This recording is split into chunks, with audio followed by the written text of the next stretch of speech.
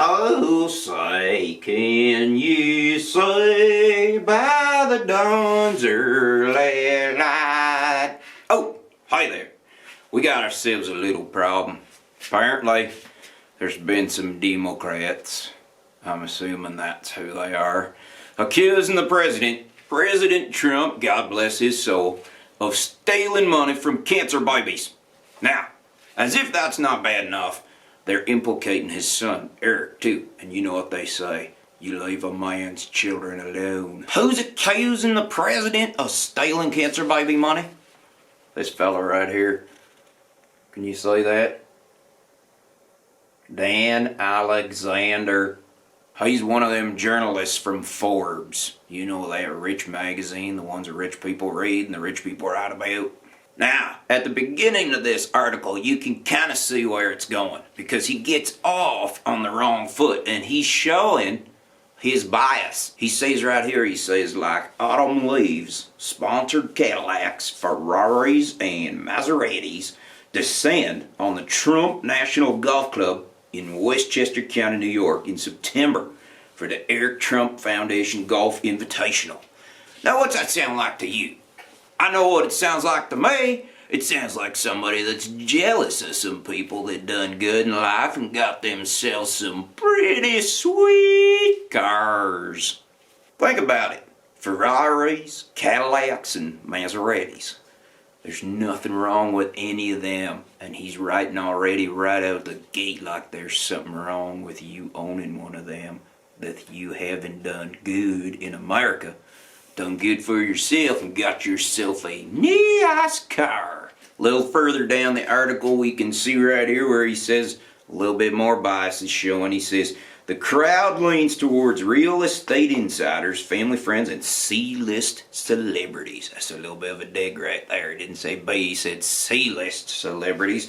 And then he names baseball slugger Darryl Strawberry. Now that's a real American hero. And reality housewife and bankruptcy fraud felon Teresa Giudice. Now, why does he have to go in and put that bankruptcy fraud felon in there? He could have just left it real reality housewife. Ain't no reason for that. You don't have to point out that she's a bankruptcy fraud felon. You pretty much knew that because she was on a reality TV show about housewives. Regardless. Which one of us out there would not be happy to meet Teresa? We all take a misstep in life at some point, so what if she had a little bankruptcy problem?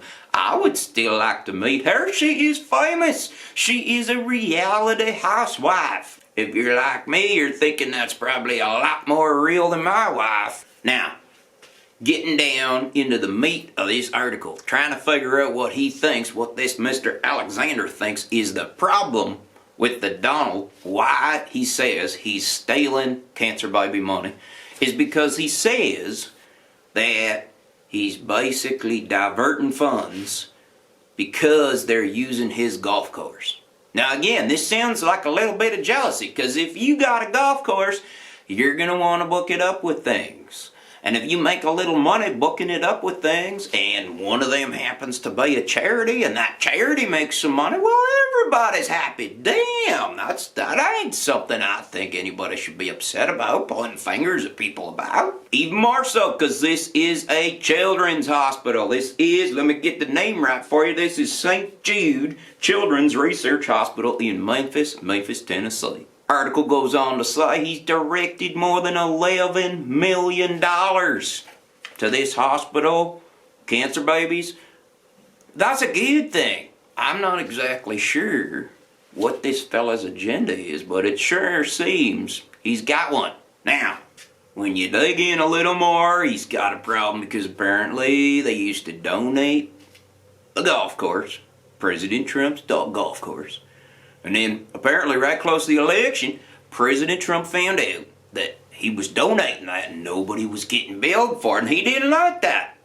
So he started charging for it. And some of the charges they're nitpicking aren't good charges. But the thing is, President Trump has never said he's anything but a capitalist.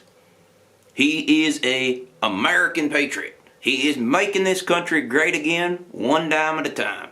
So, if he wants to charge to use his own golf course, why on earth can't he?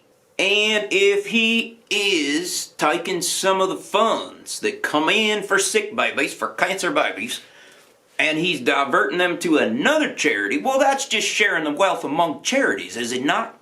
Because that's what they're saying. Another part of the problem is that all the money is not going to cancer babies at St. Jude's. Now, if you're holding a charity and you raise a boatload of money for cancer babies and you got more than you ever thought, wouldn't that be kind of like the type of thing Jesus would do? That you would spread out that money because you made so much, you're going to help out some other charities, help them get in the black, maybe help out some sick old people, maybe some orphans somewhere in another country. Who knows? There's lots of charities, so what's the problem with spreading the wealth around a bit if you did real good with yours? This whole accusation of diverting funds, it's American as apple pie and baseball. You think about it. As an American, you need money, you gotta figure out where to get it from. And as always, you gotta get it from somewhere else if you don't have any. The Army does it. Why do you think they pay $200 for a toilet seat? That's so that they can bill it on the record and then divert the funds into covert ops so they can go over there and pick off Osama bin Laden and all of his buddies. You gotta get the money from somewhere. Take the CIA, for example. You think that Congress is gonna give them enough money to do all the things, all the spying that the CIA spies? Absolutely not. That's why they sell cocaine. Everybody knows that the CIA gets most of their money from selling cocaine all over the world. It's no big secret, but we turn a blind eye because they're good spiers. And then this fella, this journalist, goes further in the article to say that this might be illegal, might not be following the law. Maybe they shouldn't be doing it because it's against the law. But you know what I say to that? You are talking about the President of the United States of America. He's the top dog. You can't get any more American than the top American. He makes the rules, so how can he break the rules? He is the president. When he picks up his pen and writes something, it becomes a law. So, by nature of being the president, he can't really break a law. And Eric, by being nature of the president's son, it's kind of like the emperor and his children. All of them are immune. You can't get in trouble for breaking laws when you're the ones that's making laws.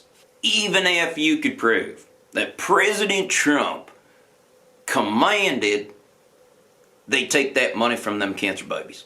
If you could prove he diverted it, redirected it, whatever you want to call it. Call it theft, call it fraud, call it whatever your little liberal heart wants. It's still okay because he's the president of the United States, and that seems to be what you're missing, Mr. Dan Alexander. Think about it. Just think about that for a minute. I mean, facts are facts, and he's the president. Dan goes on further in this article. This attack on President Trump and his son Eric. He goes on further to say that the costs have gotten more expensive over the years of running this charity.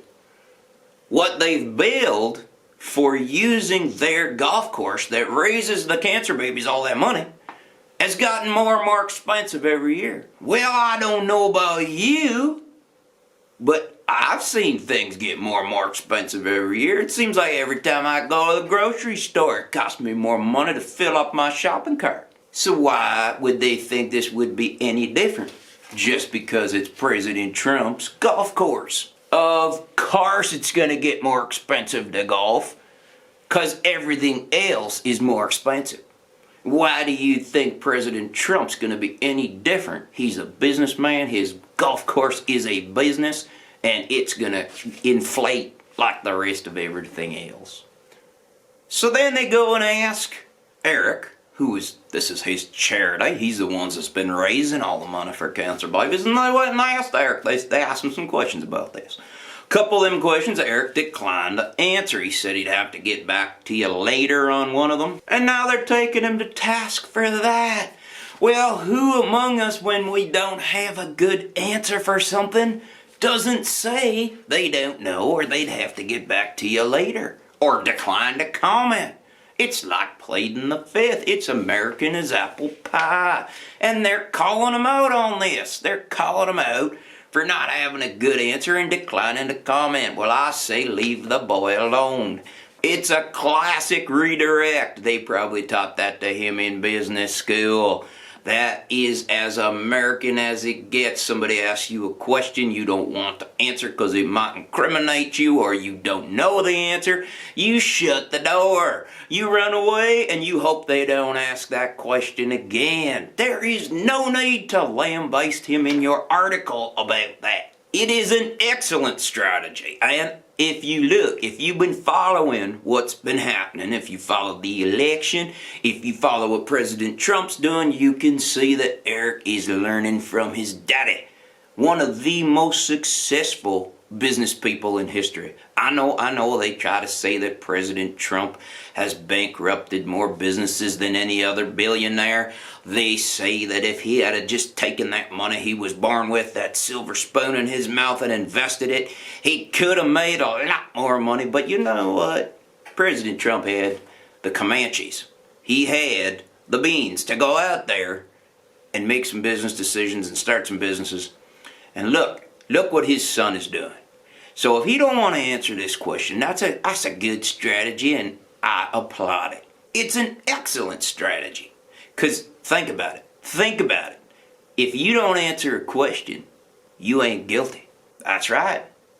How can you be guilty if you didn't answer the question? You ain't guilty of nothing if you don't answer the question. So this article just got under my skin, and I wanted to vent to you, my fellow Americans, a little bit about this.